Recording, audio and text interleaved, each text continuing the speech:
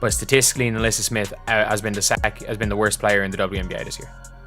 And people are like, oh, Angel Reese the lowest plus minus. No, the Chicago Sky are garbage with or without her. Statistically, Nalyssa Smith is the worst player. The WNBA has seen its share of cautionary tales, but few are as striking as Nalyssa Smith's swift decline after parting ways with the Indiana Fever. What was expected to be a new chapter, teaming up with her girlfriend, DJ Carrington, at the Dallas Wings, has instead unfolded as a revealing lesson in how dramatically a player's true character can emerge once the spotlight dims. Coach McClennis is trying to clean up from last game's episode. Just small things like, sprinting to screens, executing the offense better, being better defensively, communicating a lot more.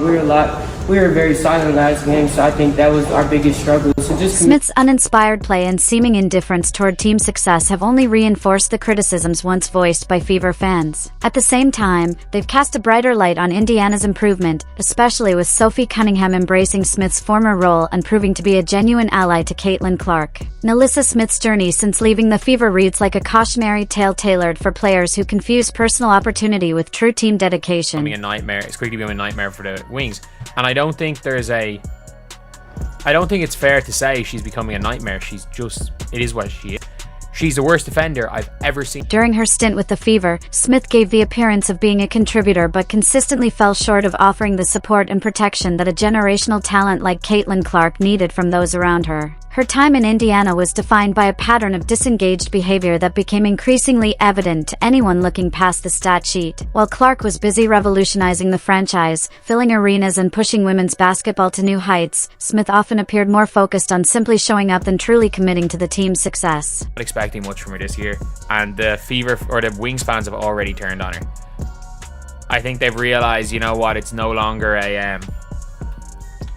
no longer just the Fever was not the right place, Stephanie White was not the right coach.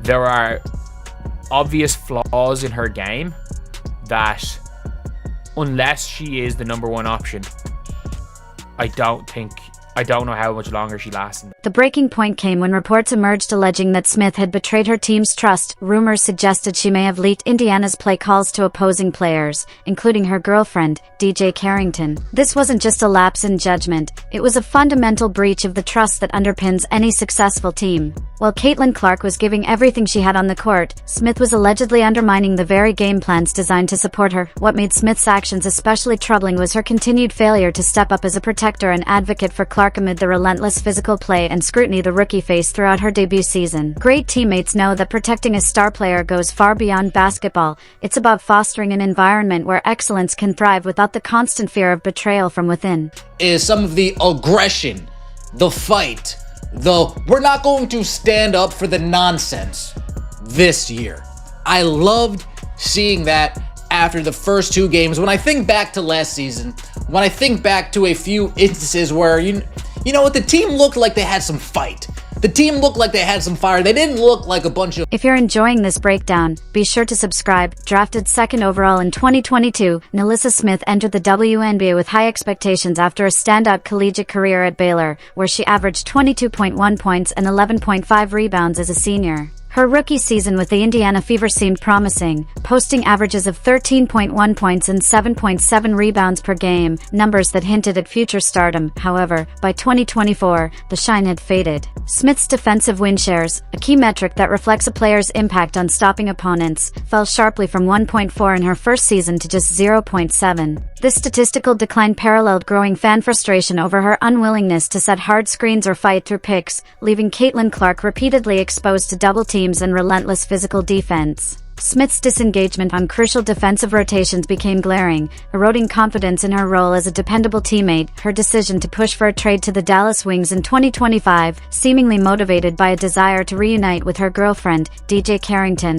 further revealed a disconnect between personal priorities and team needs. The timing couldn't have been worse for Indiana, as Clark's historic rookie campaign sparked a 189% surge in team attendance and renewed national interest in the franchise. Behind the scenes, sources indicated that Smith had grown resentful of the media spotlight surrounding Clark, despite her own declining on-court performance. Her efficiency dropped significantly, with her field goal percentage falling from 49.3% in 2023 to just 41.2% by April 2024, marking a steep and telling decline during her final stretch with the Fever. The former Fever player that apparently is predicted by everyone who doesn't know basketball to be a starting 5 member of the Dallas Wings, does not appear to be in the starting 5 or based on their practice in the even first couple of subs off. Smith's performances with the Dallas Wings have echoed the same passive tendencies that frustrated Indiana fans during her time there. While teammates throw themselves into the fray, diving for loose balls, fighting for steals, and sacrificing their bodies for the sake of team success, Smith often seems to be playing by a different set of rules, one where self-preservation outweighs collective effort. Her lack of urgency stands in stark contrast to the energy and grit shown by players who fully grasp what it takes to compete at the highest level. What's most troubling about Smith's time in Dallas, however, isn't just her on-court disengagement, it's her failure to embody the leadership and maturity expected of a veteran. Instead of mentoring younger players or serving as a calming presence in tough stretches, Smith has appeared more focused on personal comfort than on contributing to a cohesive, resilient team culture. Times where I don't blame Nalyssa Smith, but there are also times where I'm like, you can't expect minutes. She's just not good enough. She's not good enough. She is directly responsible for about 12 points conceded. She scores 6.